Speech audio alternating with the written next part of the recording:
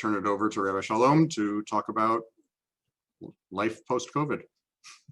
Well, I don't know about that far.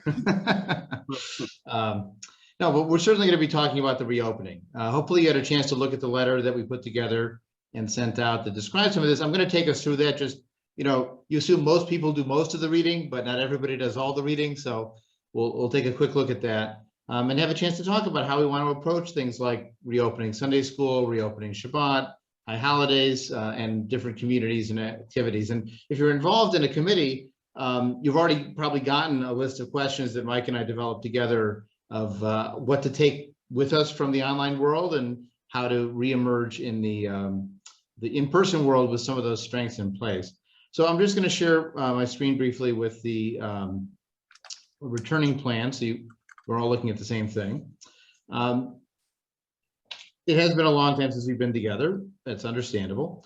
But our goal is to start easing our way back in. I talked about exciting to begin and also being patient. We want to start our in-person services in July, which is also within the time frame that the North Shore Unitarian Church outlined for us for being able to reopen for in-person services. And the hope is that the experience we gain through July and August of in-person services will help us with the resumption of Sunday school, with family services, with high holidays, obviously, and with adult ed classes and other things that will pick up speed in September. So I did want to highlight at the beginning some general notes that the coming out of COVID experience is very different because some people have been vaccinated weeks or months ago and they're raring to go and they're eating indoors at restaurants. And then there are other people who are fully vaccinated but are more cautious about indoor gatherings or group singing or things that in the past we were told don't do that. So some people are just more cautious.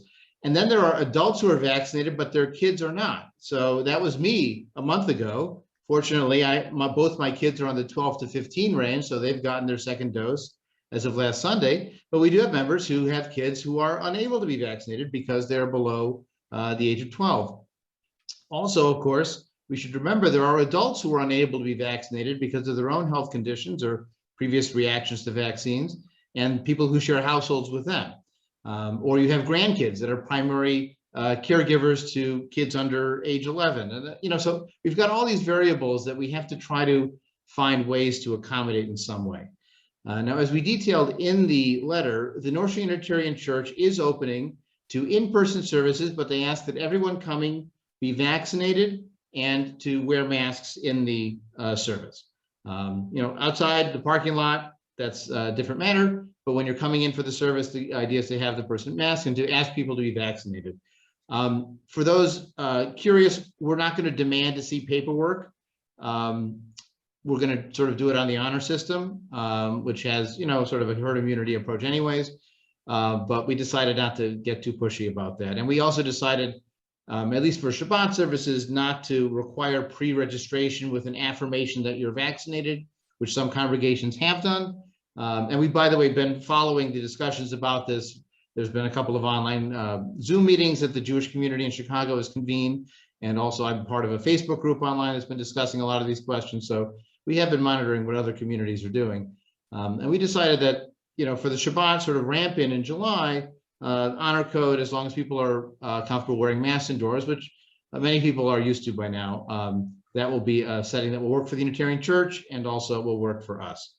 And we want to continue to provide what's called multi-access so that you can experience it in person or you can experience it online for whatever reason you prefer to be online. So I wanted to talk about Shabbat first, then I'll turn it over to Alana to talk a little bit more about the school and where that conversation has gone. And then we'll talk about high holidays, but we'll have a chance to sort of discuss each of those areas separately. So as I mentioned with Shabbat, we generally get under 50 people anyways on a Shabbat, and the sanctuary is very big. Capacity is over 300. So we should be fine in terms of people that want spacing, and the air to person ratio in the room should be fine. Again, just following the Unitarian Church's request that all attendees be vaccinated and wear masks inside the building. We'll see if we can do services outdoors. That makes it a little more complicated for the online part of, if you're doing an online service, if people are in a discussion, they might want to be able to contribute to the discussion, but they couldn't do that if we're outside and there's no big screen TV or other kind of setup for that. That'd be easier to manage in the sanctuary. For now, we're not going to be sharing wine during the service or food afterwards, again, with the goal of keeping the masks on for now. But if you want to sing while you're masked, I think we're going to let you do that. I don't want to be in the shush business of telling people to stop singing. So that's something we are open to doing. And it is also something that we've done at B mitzvahs, to have the person speaking take off their mask. So I'll give a sermon with my mouth showing. And Ellen Apley, our vocalist, has said that she's fine singing in a mask. So we may just have her do that for people's comfort level. The one general thing I want to say before stopping talking and opening for comments or discussion is that, you know, there's the rational evaluation of risk based on science and statistics. And there's how people actually evaluate risk in the real world, which is part evidence, part fact, part emotion, part fear, part reptile brain. I mean, there's all these factors that are part of how we make these decisions. And our goal is to both be rational and compassionate. So we're not going to be restrained by the most cautious person possible, who would not do anything until 100% of the world is vaccinated.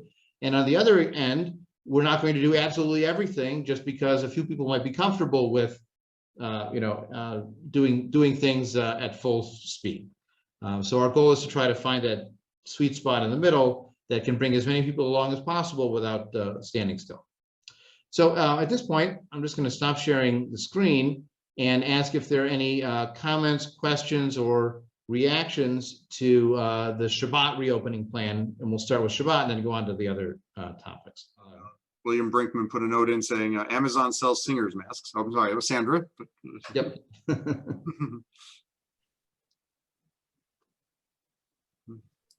Bill is asking, when will masks no longer be required?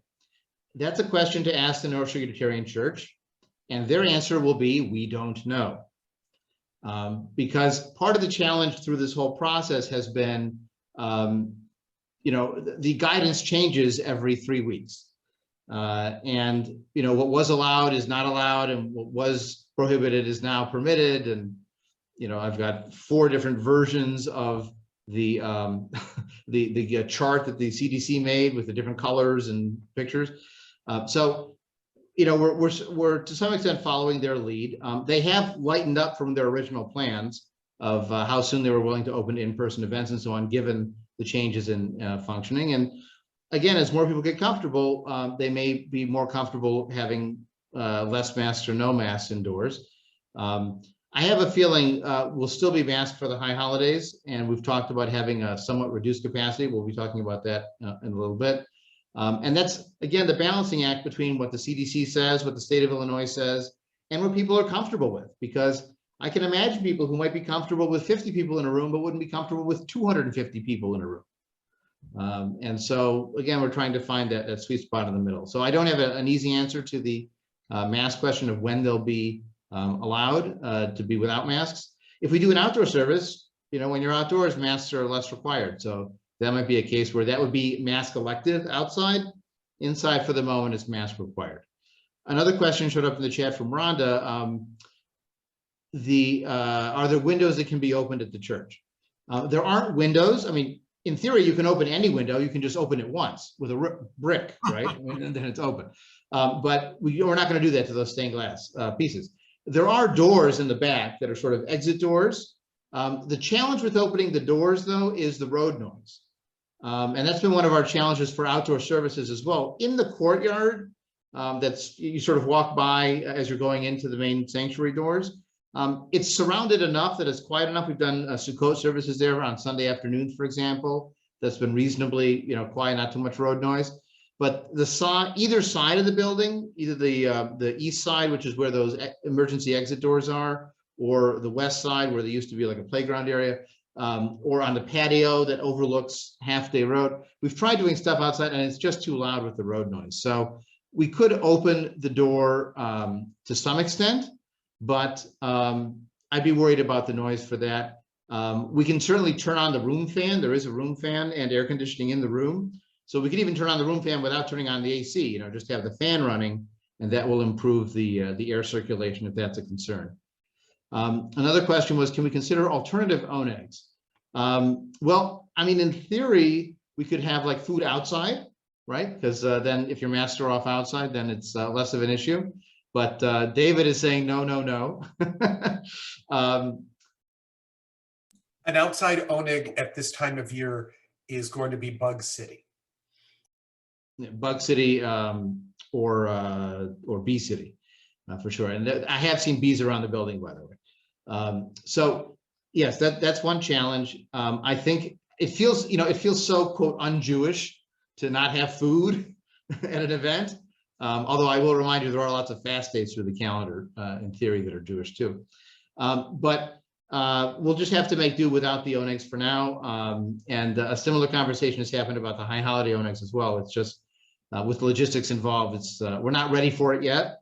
But as we get to a time when there are unmasked indoors for services, then maybe unmasked, the oneg then becomes not a problem once you have the unmasked in the services. Rhonda, did you have a sort of follow-up question to your earlier one? Yes. Well, a question and a comment. I think that if those doors were able to just be open a little, that might make some people more comfortable because you're allowing fresh air in. As far as a fan, I just looked it up quickly. Didn't have time to do research, but it's actually the impact of fans on the risk of spreading the virus are unknown. It says they may help reduce risk, but must be positioned to avoid blowing air from one person direction to an. I would say don't do the fans. Right. Don't even start.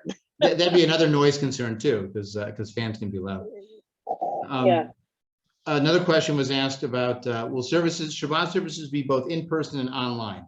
Our goal is to have them both in person and online. We have to figure out the right placing for the camera. In the past, what we've done is the camera's been right smack in the middle of the sanctuary room because there's nobody there.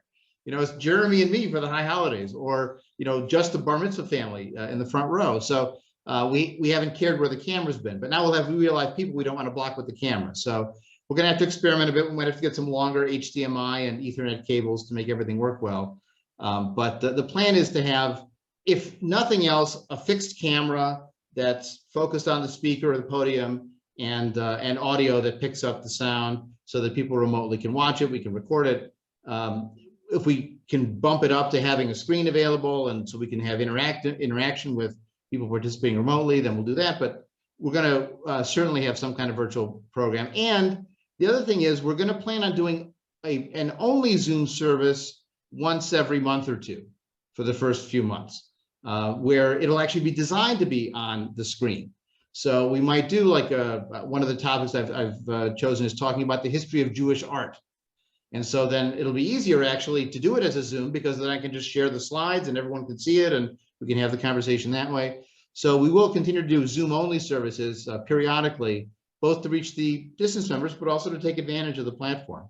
Another suggestion was air purifiers. The challenge with air purifiers is they're rated by room size, and the square footage and the ceiling height in that sanctuary are so big that the size of air filter you would need is going to be really maybe more than feasible, but certainly running the room fan is something we can do relatively easily, and that isn't too loud either. Alan Klein said, do we have any leftover masks? We do not.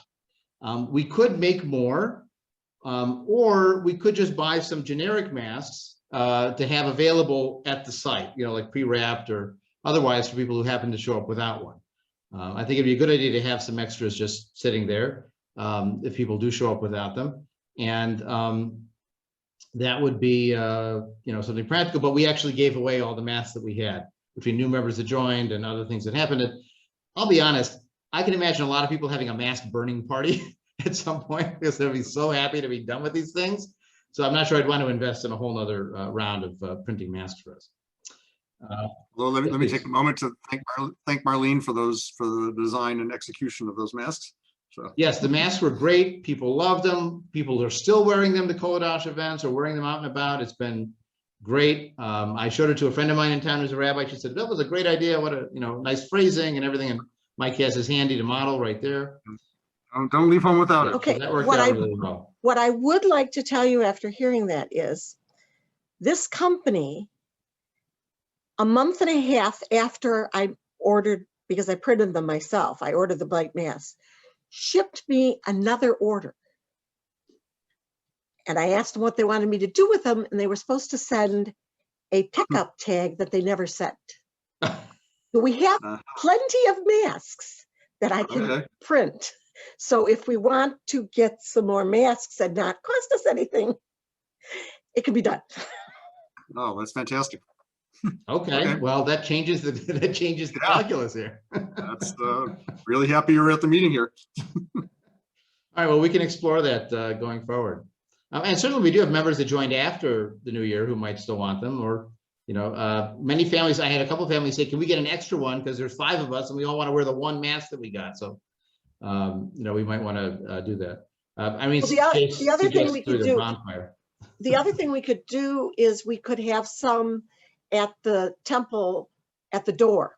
Right. No, that would be a very good idea. And any guest wants to take it, take it. That's make it a giveaway.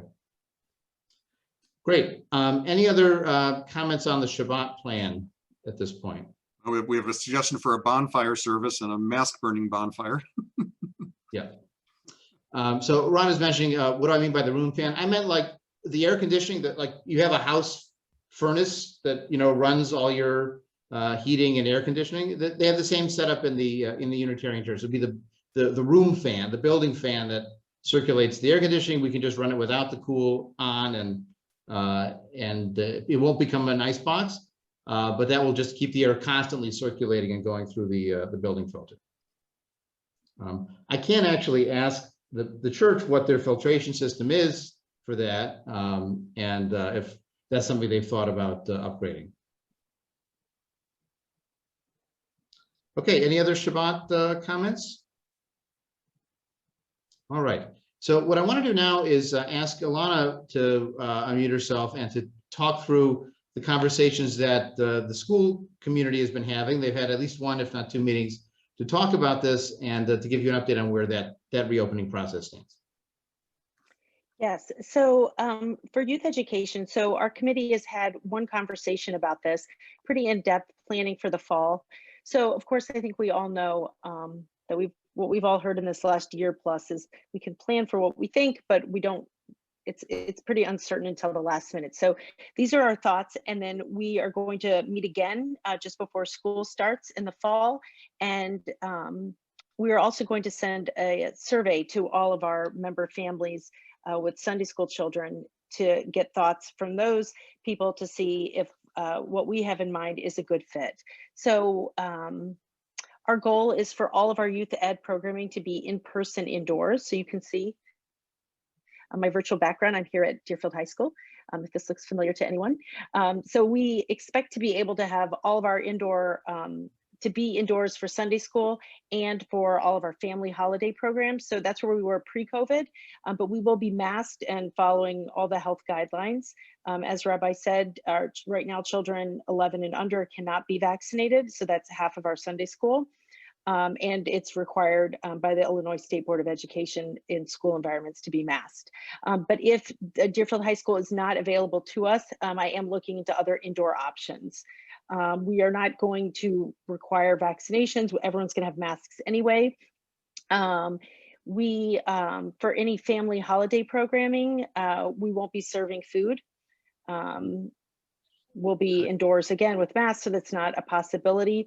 Our class Shabbats, they don't start until January, so those are January through May. Again, we'll see what the world looks like at that point, but our goal is to have those in person, and if not, we'll do virtual as we've done this last year. Any questions or thoughts?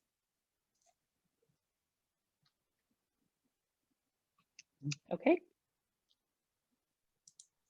Great, and we had a nice committee of parents in the school and people involved in the YC as part of the conversation with kids of different ages, because we wanted to make sure we got, the perspective of parents of high schoolers is going to be different than parents of elementary schoolers who aren't able to get vaccinated. And so we wanted to really get a sense of that. But at this point, the irony is that most of the kids are really very used to the masks. They wear it in school all the time. My son wears his in school all day long. So the hope is that they'll just see this as an extension of that, and it shouldn't be a problem. Plus, the size of the classrooms at Deerfield High School are big enough that we can space out easily. Mike, please. Yeah, Yeah, I just actually, if wanted I to, could, I was just going to say one more thing for anyone who doesn't have a sense of the size. So all of our students, K through 10 and plus preschool, and all of our teachers were just under 50 people.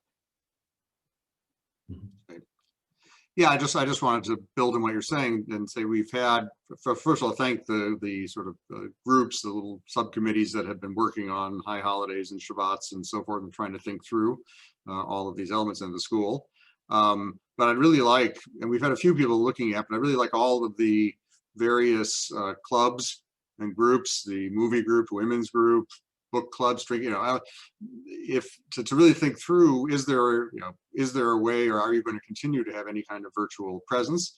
I mean, particularly if you had people who were joining you that weren't local and wouldn't be able to be in person.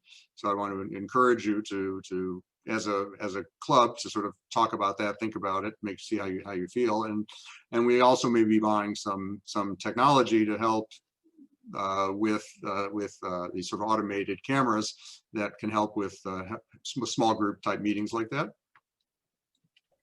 Here's one example, in fact. This is the Owl Meeting Pro camera that has a camera and multi-directional microphone, and it actually rotates to point at the person who's talking. And we've heard from other congregations that have used this for, it's designed for meetings, in a meeting room space. So a book club discussion, adult ed class, like our Tuesday night class, that would work. Shabbat service, probably not as much, but we're going to look at this as one option. And there is actually, we did file a grant some months ago to acquire some new technological pieces, including a new laptop that'll be dedicated for our streaming work, a ring light and a DVD drive and things like that. And there'll be another round of grants that we're going to be applying to apply to this, so that again, hopefully that's not an extra expense directly to the congregation. It'll be covered by this grant from the Jewish community. So let's talk about high holidays. We have a subcommittee that's been working on this diligently, doing research, exploring options, and here are the results. So we are going to be holding services with some members in the sanctuary. We will have live vocalists, but probably not the full choir. That's something that the choir themselves is discussing. I think Ellen has reached out to them in the last week or so to start talking about what they're comfortable with, but we also have to be aware that the audience might not be so comfortable, the congregation might not be so comfortable with a full group of a choir singing at them directly. But a couple of live vocalists, maybe with a plexiglass shield or something like that, or having these singing masks might work well. And there will still be an online viewing option via Zoom, as we offered last year. And we, as we mentioned earlier, are planning on hiring technical assistants so that Jeremy and I aren't trying to juggle this at the same time, and I can focus on the people in the room and on the camera and not on the tech stuff. And again, because of NSUC guidelines and for people's comfort, in-person congregants will be asked to be masked and vaccinated. We will have a reduced capacity in the sanctuary. So our past, the sanctuary itself holds, if you count the choir platform, the sanctuary holds 330 people if you really cram them in there.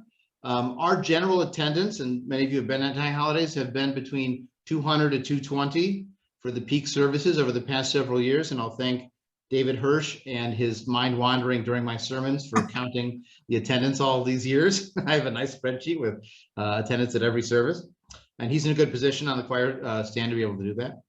So the plan is to have somewhat less capacity. Don't forget also, in addition to our members who are coming, we also have members often bring family guests with them, either adult kids who are at college or or just living in the home, or sometimes they have their own household, but they're coming with their family to celebrate the holidays together. And so we've always had a provision for guest tickets for family guests of members.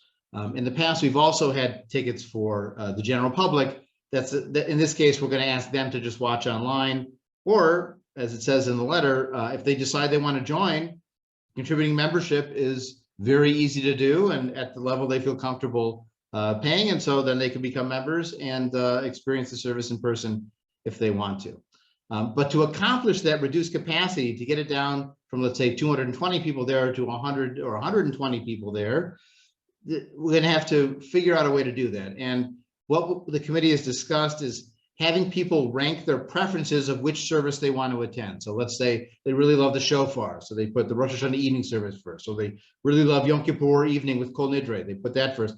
And they rank the services, which ones they are most desirous to attend. And we will do as best we can to give people as many of their top choices as possible, based on the number of guest tickets for family members, the number of members who choose to come. Some members might choose not to come at all, and that's totally fine. They have the online option. They might find it more comfortable. And then if that's the case, then we have room to give people more than one service in person. We're happy to do that. But we want to guarantee that everyone will get at least one. And the best way to do that is to have people pick their top choice. We can give them at least their top choice or second choice, depending on the numbers. And that way, if we can be nicer later and add more people in, and we'll make sure to let people know at least a week before Rosh Hashanah what the final, assignment is. We will have a system for families in multiple households to request attending the same service. So if you've got multiple households that are members, we can keep you together. There will be family guest tickets, as I mentioned, and our priority is to let you attend at least one. Again, because of the food issue, we don't expect to hold the receptions. You're welcome to stay and chat, especially outside if you want to, but we won't be able to serve food. And we're still discussing what's going to happen with the family services, because that's aimed at kids under 12 who are not yet eligible for the vaccine. So we still have to decide between something outside that might be more attractive or something virtual again for those services. And our conversations are ongoing. We're doing our best, and things will change over time, as Alana said as well. So with that, let me ask for your thoughts, comments, reactions to the high holidays. So someone asked, if Illinois is opening fully this Friday, why can't we have full capacity at services? Well, this is part of what we talked about in terms of balancing multiple needs and circumstances. So for example, if we said everybody can come, there's going to be some people who aren't able to come because they have kids at home that are not vaccinated. There are also going to be people who might come if there's 100 people there, but wouldn't come if there's 250 people there, just because they wouldn't feel as comfortable with the spacing out. Look, this is a balancing act among a lot of factors. And as I tried to say, look, there are people even on the High Holidays Committee who had exactly that question. If we're open fully, why can't everybody come with no masks and just be like a normal year? And the reality is we're trying to serve multiple needs at once. And so it's going to be a patience and easing back in. Look, a year ago, we would have loved to have 100 people in a room with masks and some spacing. That would have been great. So if that's what we're able to get to, both by the guidelines the church is giving and on our own comfort level for our members, then that's what we can do. Now, I will also say, let's say by mid-August, movie theaters are full, restaurants are full, kids under 11 are able to get vaccinated, like everything is going great. Do you know how easy it is to take off that preference limit? And that's easy. But having to reapply it, if there were other circumstances, that would be a lot harder. So we're setting ourselves up for this. In any case, I mean, what I'm describing is like the worst case scenario. The worst case scenario is it's 100 people masked with some distance in the room. It can only get better from there. Coming to more services, having more people in the room, having the choir, like those are all positive steps that might happen going forward. This is the minimum that we feel comfortable offering to people. And we figured it's sort of like they tell you when you're grading students in a class, you can start mean and get nicer, but you can't start nice and get meaner. We found this as well, by the way, with our maybe I shouldn't say this, but with our wedding guest list. We had a draft list that was longer, and then we cut it down, and our families felt like we were uninviting people to this. We never invited them. This was a draft, but it didn't matter. It felt to them emotionally like you were uninviting them. So rather than tell people you're going to get to come to everything, we're going to start with, at a minimum, you get one. If we can add more, then we're going to do that. Yes, Michelle, please. Michelle Fishman can unmute herself. Okay, I'm here. Hello. Well, you said, can you hear me? Yes. Yep. You said what I was going to say. You said at the meeting the other night, let's start small. It's always easier to go big rather than have to pull back. And you planted that in my head now, so I have a better visual. So I'm glad you repeated that again today, because I think it's a good lesson for all of us. Because then we'll be surprised at the end if by chance there are more opportunities and things. So that's good words of wisdom. Thank you. Are we charging for guest tickets?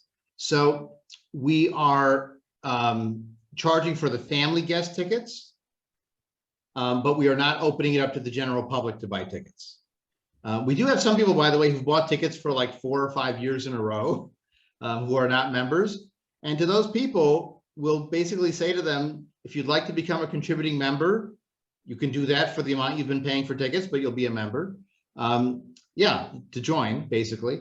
Or to experience it online, which they're certainly welcome to do. And Mike and I went back and forth on this, but I agree with, in the end, Mike's conclusion that by doing it through Zoom, you can ask people to register for it.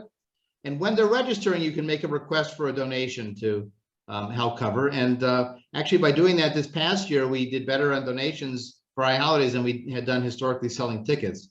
So we won't do as well this time because some people will be coming in person and won't make a donation that way. But I think it's still important. Someone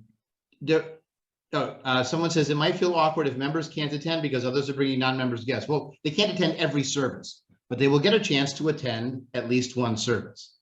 And look, this is a balancing act also. We could still not have, given our membership numbers, we couldn't have every member allowed to come to every service. So you'd still have to be making choices of who gets to go to what. And the flip side is there are a number of members who would be very, very upset if they couldn't have their family guests with them at the service. Also, I'll point out that in some cases, those young adult or adult, I mean, we'll call them adult when they're over 30, right? The adult kids of our members, in theory, are potential future members of the congregation if they get married, if they have kids, or looking for Sunday school. This is long-term prospect building, and I think that's important too. Look, we could have gone all the way open and open to all tickets and first come, first serve. We decided not to do that. We decided not to go only members and force people to join if they have to, even the adult kids of members. We decided to keep that adult non-member guest category there, and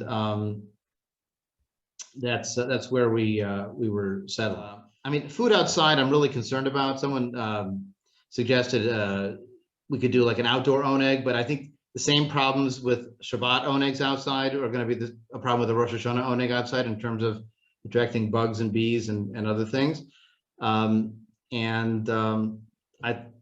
We talked about maybe trying to frame the end of the services with some discussion questions that if people want to stay and chat or get to know each other, that will be an option to do. But I know it's going to be different, but we've, in theory, gotten used to doing things a little differently.